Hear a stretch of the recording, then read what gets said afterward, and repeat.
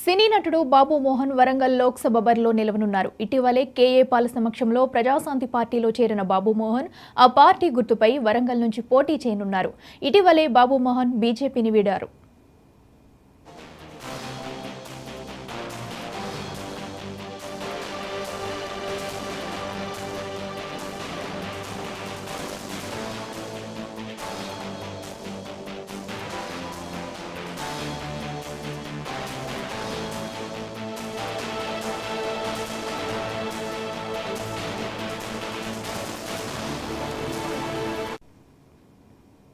సినీ నటుడు బాబు మోహన్ వరంగల్ లోక్సభ బరిలో నిలవనున్నారు. ఇటీవలే కేఏ పాల్ సమక్షంలో ప్రజాశాంతి పార్టీలో చేరిన బాబు మోహన్ ఆ పార్టీ గుర్తుపై వరంగల్ నుంచి పోటీ చేయనున్నారు.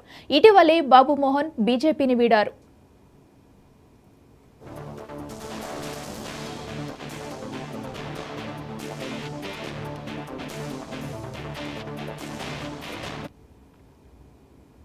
సినీ నటుడు బాబు మోహన్ వరంగల్ లోక్సభ బరిలో నిలవనున్నారు. ఇదే అంశానికి సంబంధించి మరింత సమాచారం మా ప్రతినిధి శ్రీధర్ అందిస్తారు. శ్రీధర్, చెప్పండి.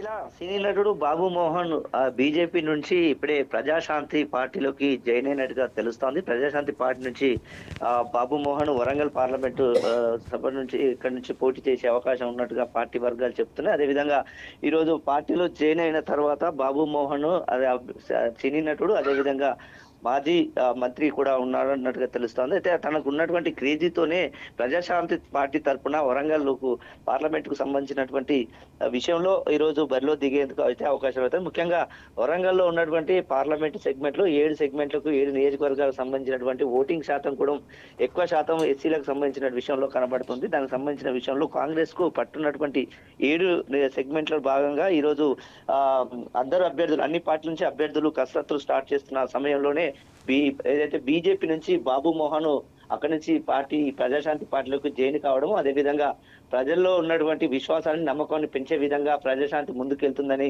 కేపాల్ చెప్పడము, దీంతో బాబు మోహన్ ఎంట్రీ ఇవ్వడము, వరంగల్ పార్లమెంటుకు బరిలో దిగడంతో ఒకసారిగా వరంగల్ రాజకీయం అయితే హీటెక్కిందని చెప్పుకోవచ్చు. ప్రధానంగా కేపాల్ బాబు మోహన్ కలిసినటువంటి ఫొటోస్ కూడా మనం చూస్తున్నాం. ఈ రోజు పార్టీలో జాయిన్ అవ్వడము, అదేవిధంగా సినీ నటుడు బాబు మోహన్ ఎంట్రీతోనే వరంగల్ పాలిటిక్స్ మారతాయన్న అభిప్రాయము కేపాల్ వ్యక్తం చేస్తున్నాడు.